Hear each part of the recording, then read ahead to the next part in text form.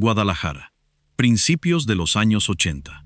Antes de que él saliera a cantar, un grupo de hombres armados despejó un palco. Nadie preguntó quiénes eran. Todos lo sabían. Y el charro más querido de México salió al ruedo a cantar para ellos. Durante casi 60 años, este hombre fue el orgullo de un país entero. El Charro de México. La voz que llenó el Madison Square Garden 6 noches seguidas. Algo que ningún otro artista latino había hecho jamás. El ídolo intocable. Pero detrás de ese imperio hay 6 verdades que su historia oficial nunca te contó. Una esposa a la que borraron de la historia. 2 matrimonios que se rompieron el mismo año. Un imperio que, por dentro, dormía en tráileres. Un charro que le cantaba a los pistoleros por su nombre. Un compadre que el mundo entero perseguía. Y una tumba en una colina que esconde la historia de amor más extraña del espectáculo mexicano. Te voy a avisar cuando llegue cada una por una. No te vas a perder ninguna. Y escúchame bien. Aquí no te voy a inventar nada. No hay amantes falsos. No hay chismes de pasillo. Te voy a contar lo que está documentado y lo que una periodista reconocida escribió, con nombre y apellido. Tú vas a sacar tus propias conclusiones. Porque en esta historia hay una sola regla. Todo imperio se paga. La pregunta es ¿quién pagó la cuenta? Y la respuesta, no la vas a poder olvidar. Para entender el precio que pagó este hombre, tienes que volver al principio. Muy al principio. 17 de mayo de 1919. Villanueva, Zacatecas.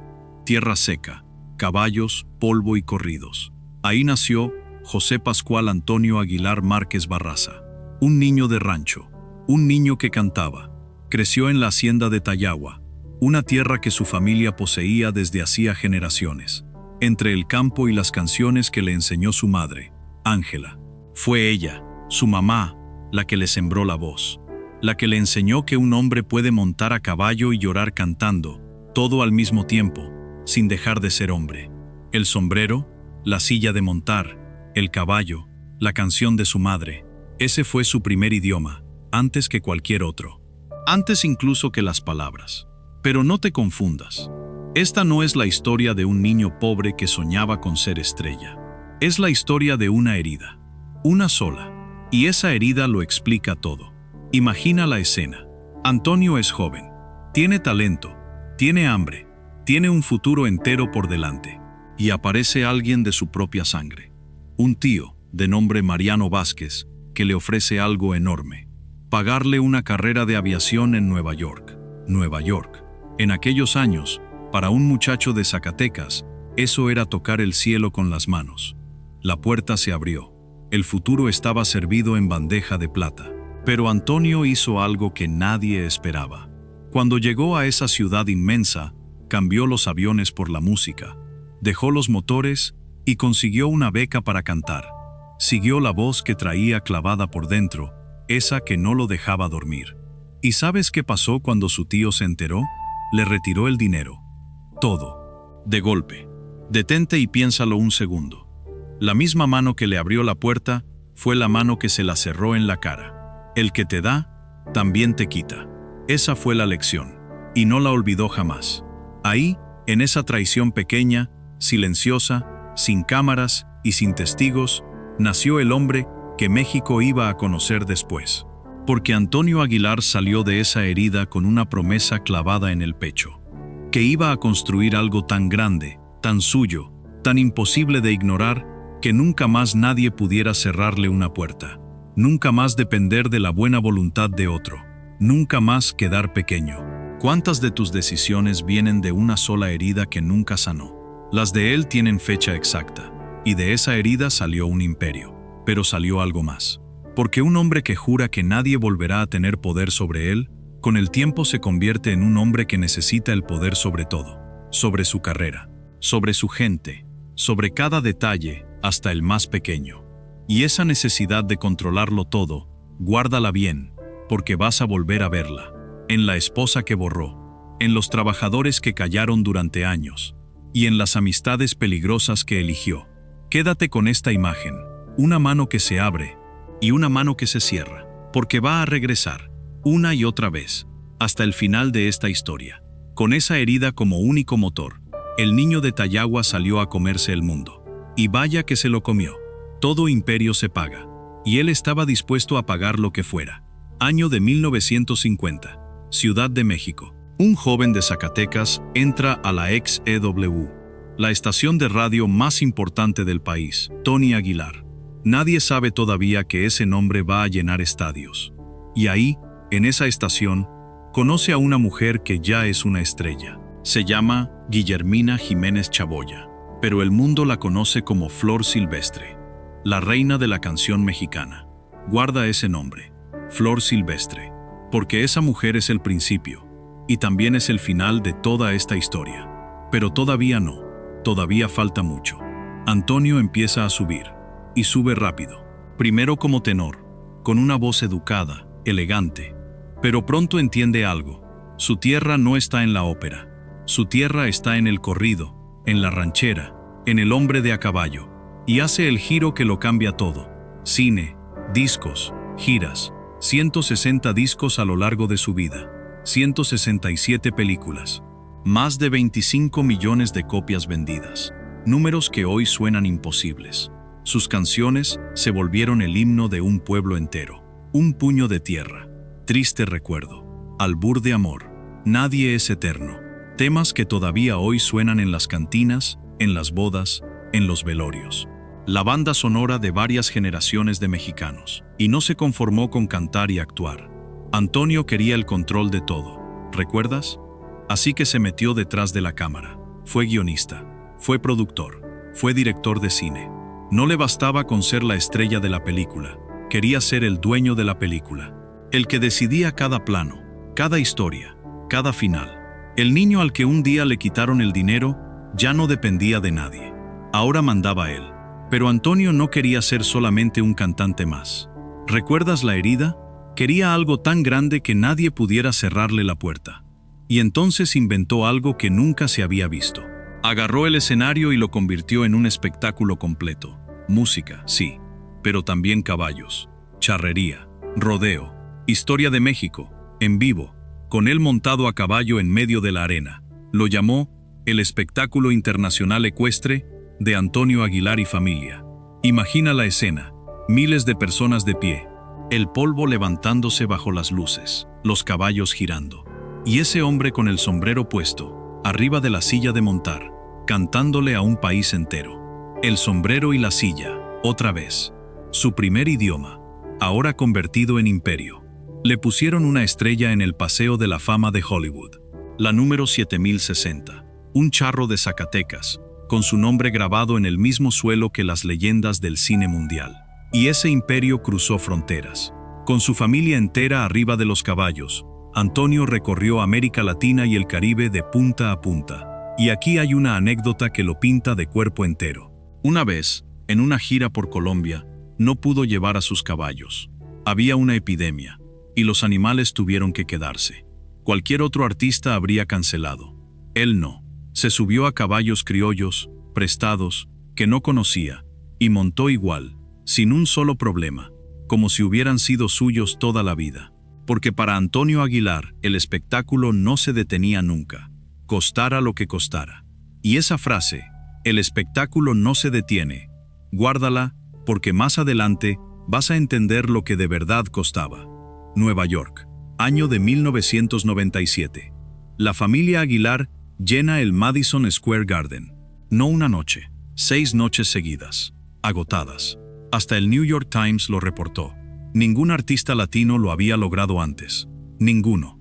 Hasta el día de hoy, sigue siendo el único intérprete hispanoamericano que lo ha logrado. Ni antes, ni después. Nadie más. Detente y piénsalo. Un niño de rancho de Zacatecas, llenando el templo del espectáculo mundial, en el corazón de Nueva York, 6 noches consecutivas, la misma ciudad donde, de joven, un tío le había cerrado la puerta. Volvió, y la tiró abajo con caballos y con canciones. Ese era el imperio por fuera, brillante, perfecto, imposible de tocar, pero todo imperio se paga. Y aquí viene la primera pregunta incómoda. Ese espectáculo no paraba nunca. La familia vivía en la carretera, de ciudad en ciudad, de país en país, durante décadas. Y para que la foto fuera perfecta, para que los caballos salieran impecables cada noche, alguien tenía que estar despierto a las 3 de la mañana. ¿Quién cuidaba a los caballos mientras la familia brillaba en el escenario? Guarda esa pregunta, porque en la tercera verdad vas a descubrir cómo se veía este imperio por dentro. Y no se parece en nada a la postal. El charro de México ya era leyenda. Intocable. Todo imperio se paga, y la primera factura de esta historia tiene nombre de mujer. Para entender esa factura, tenemos que hablar de una mujer que casi nadie recuerda hoy. La primera esposa de Antonio Aguilar. La esposa que borraron. Se llamaba Otilia Larrañaga. Y no era cualquiera. Otilia era actriz y bailarina de la época de oro del cine mexicano. Nació en 1931. Bella, talentosa, admirada por medio país. Casi 12 años más joven que Antonio. Se conocieron trabajando en la XCW en el año 1952 y compartieron cámara en 2 películas.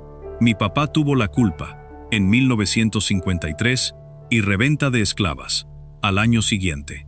En 1958 se casaron. Por un momento, fueron una de esas parejas que el público adora. Jóvenes, guapos, con todo el futuro por delante.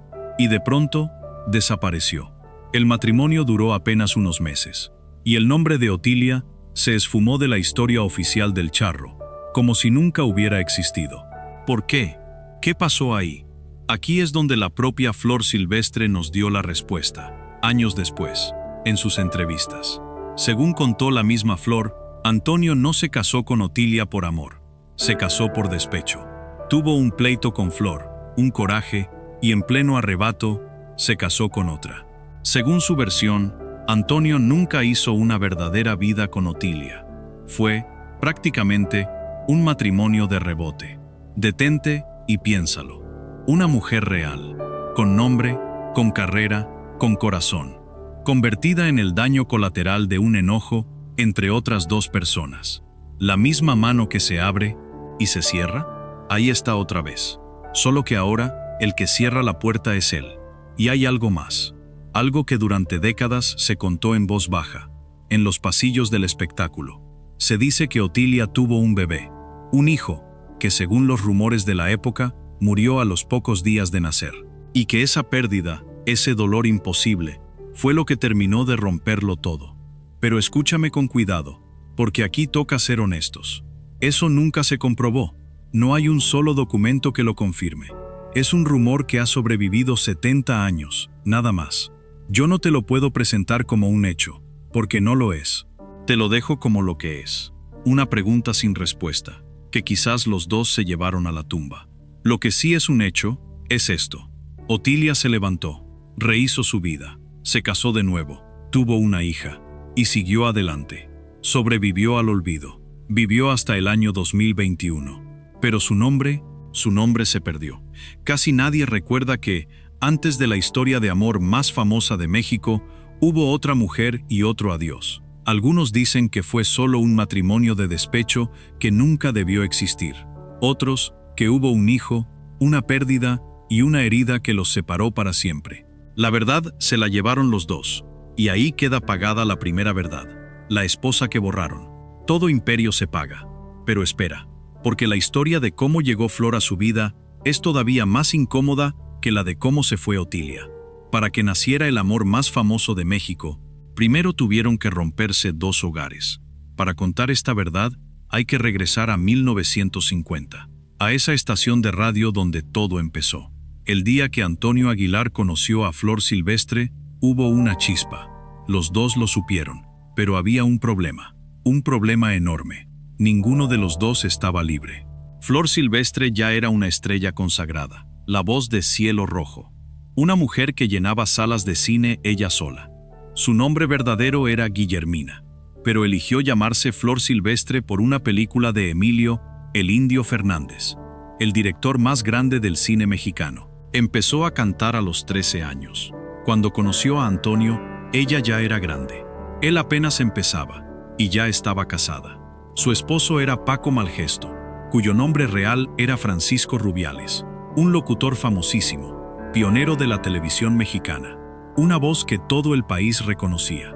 Y antes de él, Flor había estado casada una primera vez, con un hombre llamado Andrés Nieto.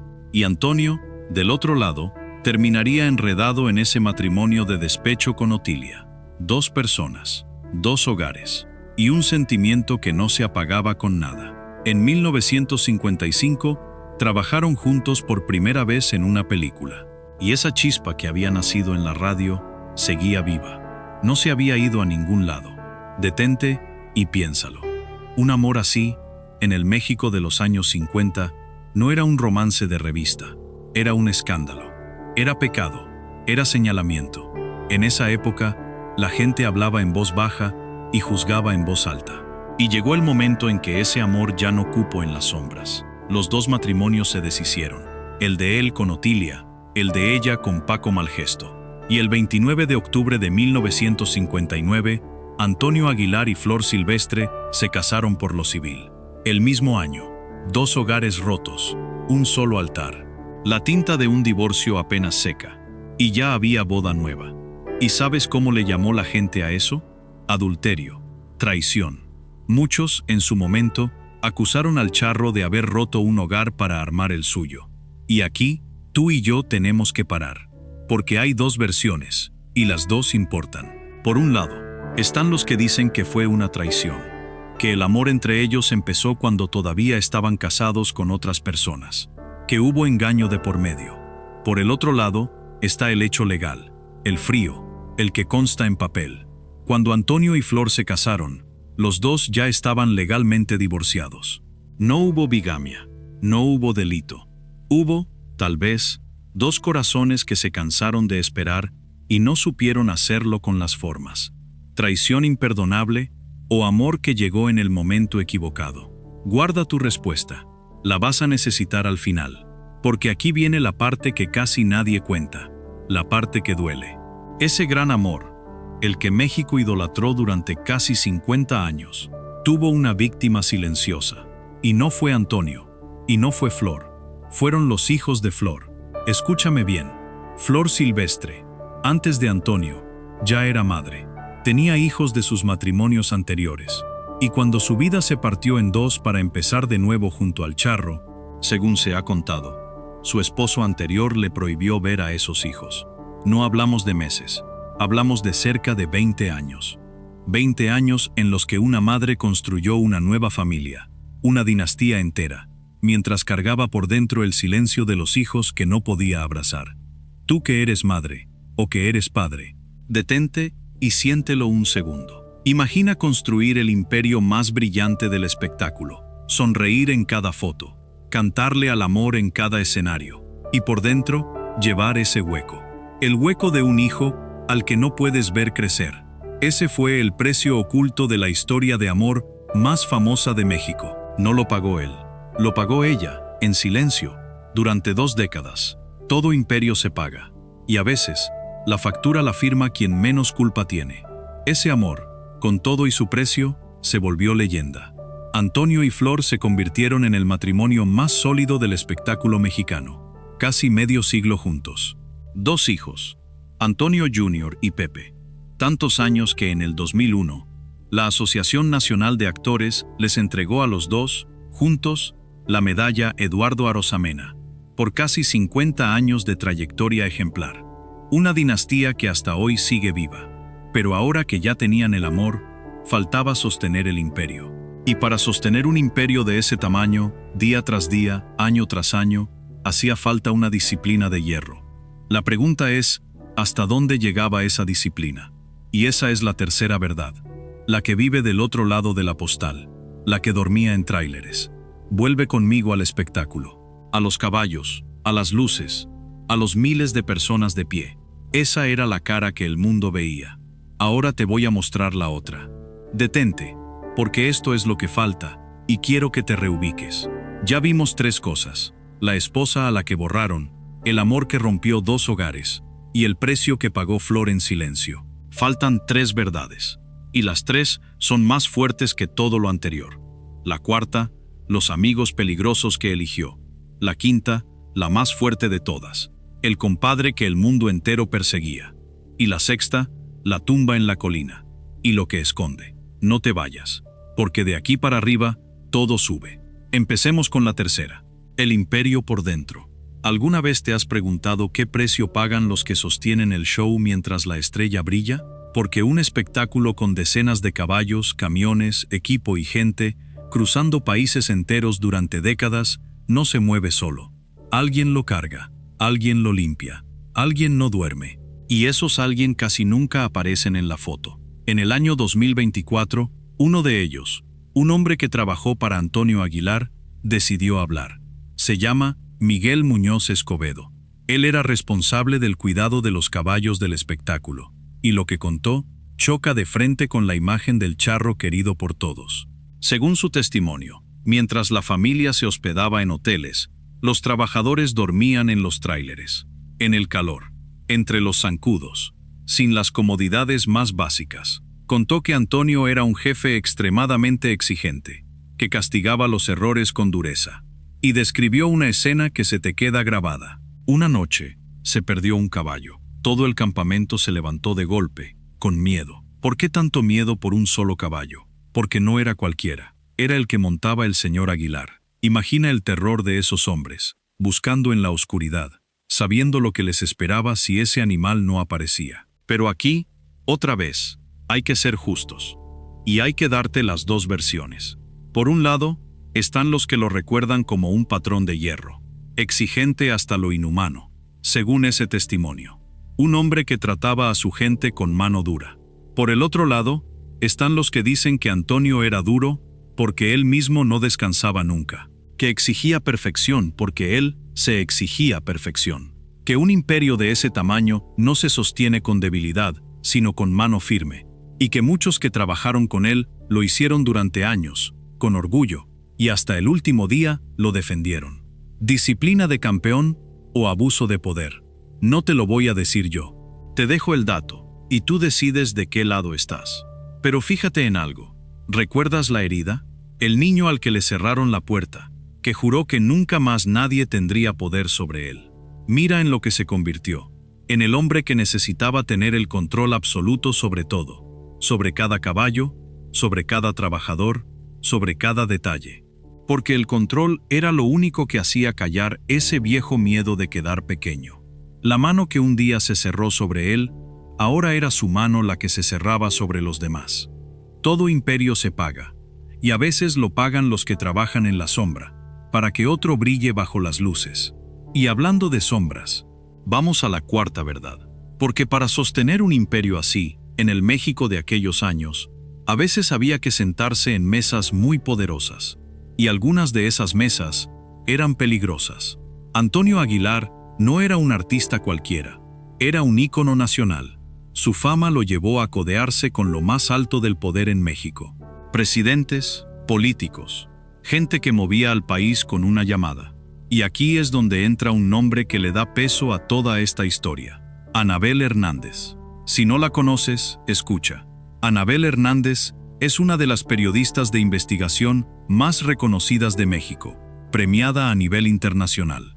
Es la autora de Los Señores del Narco y de El Traidor. No es una revista de chismes. Es una periodista que lleva décadas investigando al crimen organizado, con nombres, con documentos, con testigos que arriesgan la vida por hablar. En el año 2021, Anabel Hernández publicó un libro llamado Emma y las otras señoras del narco. Y en ese libro aparece una red de nombres que sacudió a México. Artistas, un expresidente, José López Portillo, ya fallecido, y los grandes capos de la droga de los años 80, todos conectados por la misma telaraña de poder. Ahora, aquí toca ser honesto contigo, y lo voy a hacer siempre. Ese libro también tuvo críticas. Algunos de los mencionados negaron todo. Otros dijeron que faltaban pruebas duras. Yo no te lo presento como una verdad absoluta. Te lo presento como lo que es. La investigación de una periodista seria, con testigos, que tú tienes todo el derecho de conocer y de cuestionar. Y en esa telaraña, en ese México donde el poder y el espectáculo se cruzaban bajo las mismas luces, aparece el nombre de Antonio Aguilar.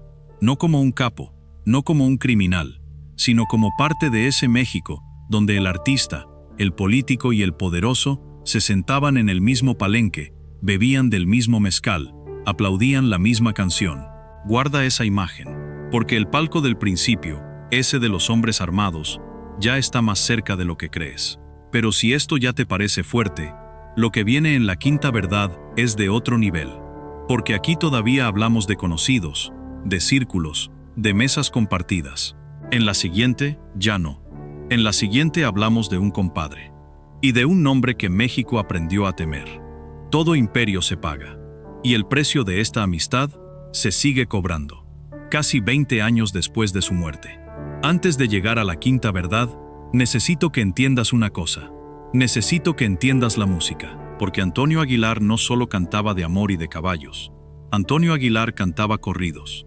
Historias de hombres de verdad. Hombres que vivían por la pistola. Y que morían por la pistola. Hasta grabó El hijo desobediente. Ese corrido antiguo donde un hijo que desafía a su padre termina maldito. Muerto antes de tiempo. Una ironía, si lo piensas, en la vida de un hombre obsesionado con la familia y con el apellido. Y entre todas sus canciones, hay una que aquí importa muchísimo. Se llama Lamberto Quintero. Lamberto Quintero fue un hombre real. Un pistolero del mundo del narcotráfico, que murió en 1976, acribillado en un atentado. Y para que veas cómo se conecta todo en esta historia, ese hombre era tío de Rafael Caro Quintero, uno de los nombres más pesados en la historia del narco mexicano. Antonio Aguilar le cantó a ese hombre, puso su nombre en una canción, y lo convirtió en leyenda. Detente y piénsalo. Hoy todo el mundo habla del corrido bélico, de la polémica de los narcocorridos, de los conciertos cancelados, como si fuera algo nuevo, un invento de esta generación. Pues no. Décadas antes de que existiera esa palabra, el Charro de México ya estaba convirtiendo a los pistoleros en mito, en la radio, en el disco, en la voz más querida del país. Y aquí está el debate que todavía divide a México.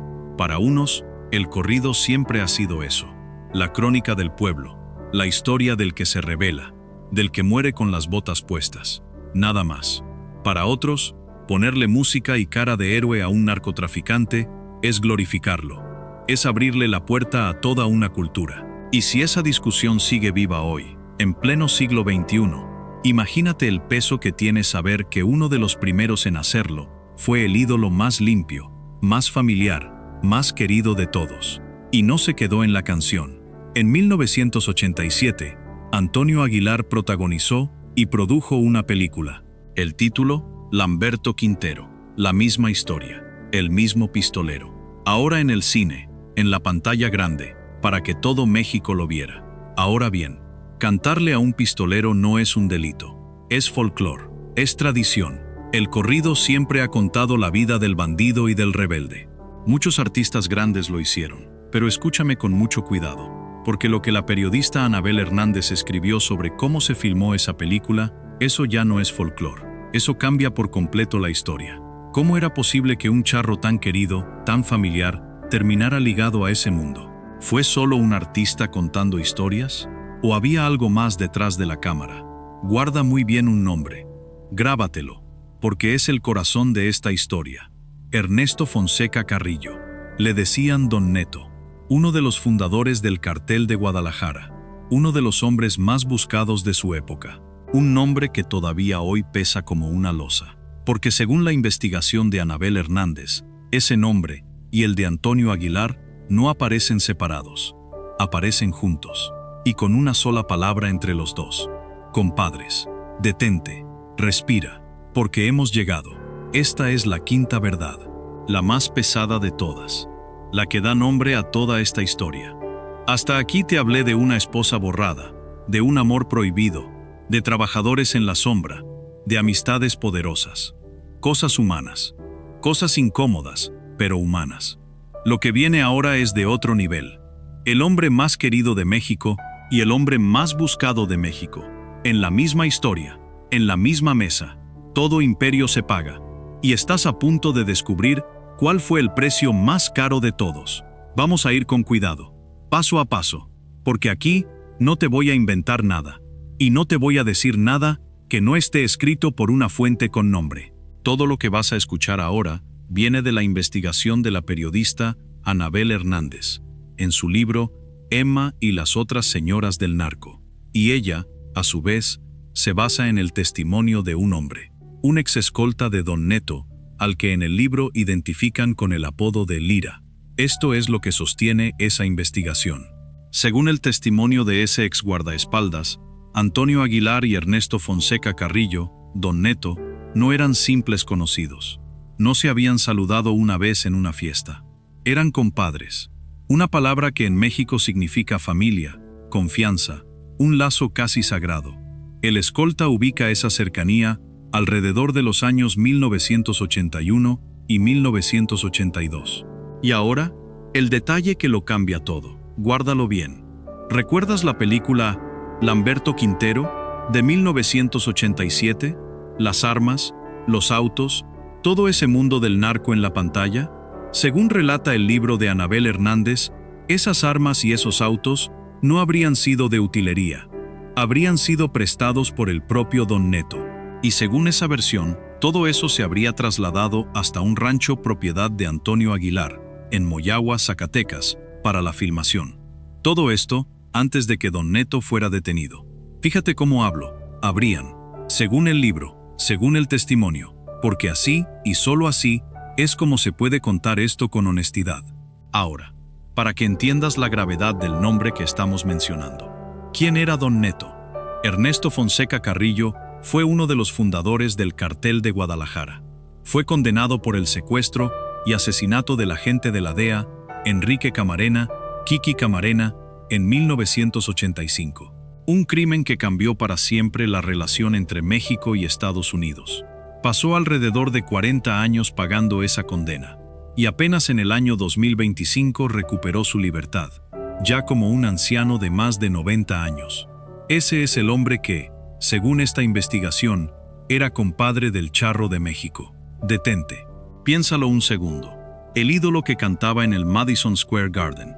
El Charro que abrazaban las familias, que veían los abuelos y los niños. Sentado, según esta versión, a la mesa del hombre que el mundo entero perseguía. Pero aquí, tú y yo tenemos que ser más honestos que nunca. Porque hay dos versiones. Y las dos importan. Y las dos las vas a escuchar completas. Por un lado, está la investigación. Una periodista reconocida internacionalmente, con trayectoria, con testigos, sostiene que esa amistad existió. No es un chisme de pasillo, es un libro publicado, con una fuente que dio su testimonio. Pero por el otro lado, está lo que también es un hecho, y no te lo puedo esconder. Antonio Aguilar nunca fue acusado ante ningún juez. Nunca fue detenido. Nunca fue condenado por absolutamente nada. No existe una sola prueba judicial en su contra. Su familia jamás ha confirmado esta historia. Lo que hay es un testimonio, un libro y un silencio. Entonces, ¿quién fue realmente Antonio Aguilar? ¿Un cómplice o un artista de su época, que sobrevivía en un México donde el poder del narco se sentaba en primera fila, y decirle que no a un capo podía costarte la vida? No te lo voy a decidir yo. Te doy las dos versiones, completas, y tú, con tu criterio, sacas tu conclusión. Pero permíteme una sola cosa, para que juzgues con justicia. En ese México de los años 80, el narco no vivía escondido en las montañas. Se sentaba en los palenques, compraba boletos de primera fila, financiaba fiestas, ferias, palenques enteros, y frente a un capo con 20 hombres armados, decirle, no canto para usted, no era una opción valiente, era una sentencia de muerte. Casi todos los grandes artistas de esa época cruzaron, de una forma u otra, con ese mundo. No para justificar nada, solo para que entiendas el tablero en el que se movían. Y desde ahí, decidas. Pero quiero que veas algo. Vuelve a la herida. A ese niño de Zacatecas al que le cerraron la puerta, que juró que nunca más nadie tendría poder sobre él. Ese niño construyó alianzas hacia arriba con los presidentes. Y, según esta versión, también hacia el lado más oscuro. Porque para un hombre marcado por el miedo a quedar pequeño, el poder era una armadura. Rodearse de los más fuertes era no volver a ser vulnerable nunca. Pero toda armadura tiene un precio. Y esta, su nombre la sigue pagando hoy. Casi 20 años después de su muerte, su apellido quedó escrito en un libro sobre el narco, y su familia todavía tiene que salir a defender su memoria. el hombre más querido de México, según esa investigación, sentado a la mesa del hombre más buscado de México. Todo imperio se paga. Y esta fue la cuenta más cara de todas. Y sin embargo, esa no es la última palabra de esta historia. Porque falta la sexta verdad, la de la tumba en la colina, y es la que lo cambia todo. Vamos al final, al 5 de junio de 2007.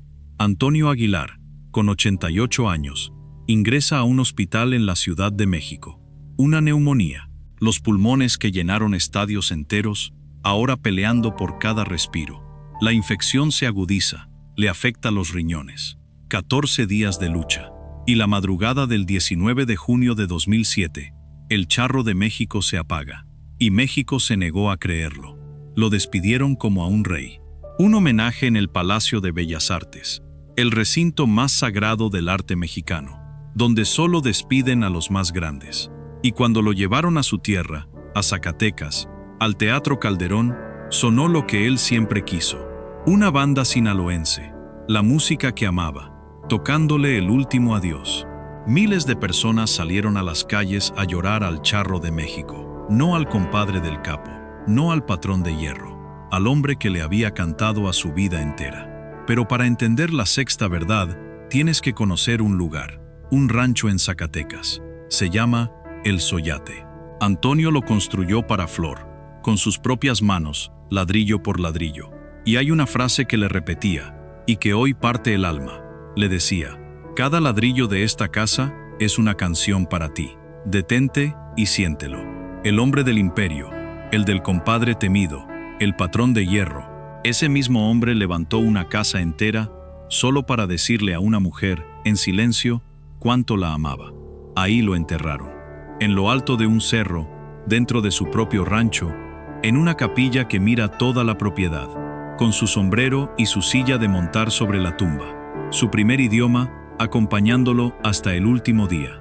Y aquí viene lo que nadie esperaba. Flor no se fue.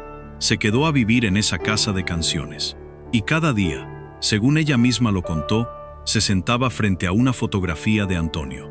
Le hablaba, le preguntaba si estaba haciendo bien las cosas. Y decía, con esa honestidad que rompe el corazón, a veces me aprueba, a veces no. 13 años. 13 años hablándole a una foto. Hasta que el 25 de noviembre de 2020, a los 90 años, con el corazón cansado, Flor Silvestre murió en esa misma casa, rodeada de sus hijos y sus nietos, y pidió una sola cosa, que la enterraran junto a él, en el mismo cerro, bajo el mismo cielo.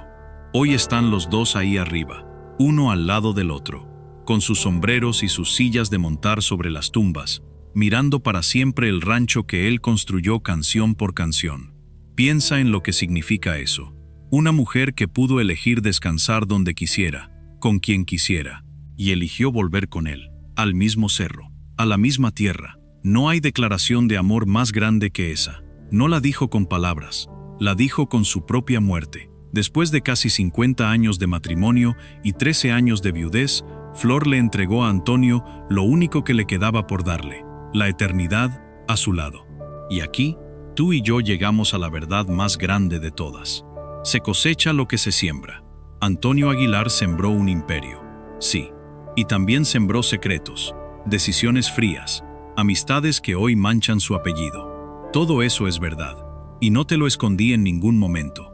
Pero también sembró una casa hecha de canciones. Y 13 años después de que lo bajaran a esa tumba, la mujer por la que la construyó eligió venir a dormir a su lado, para siempre. Piénsalo, ningún capo pudo comprar eso, ningún libro puede quitárselo, ningún escándalo llega hasta lo alto de ese cerro. El poder se lo dio el mundo, y el mundo se lo cobró caro.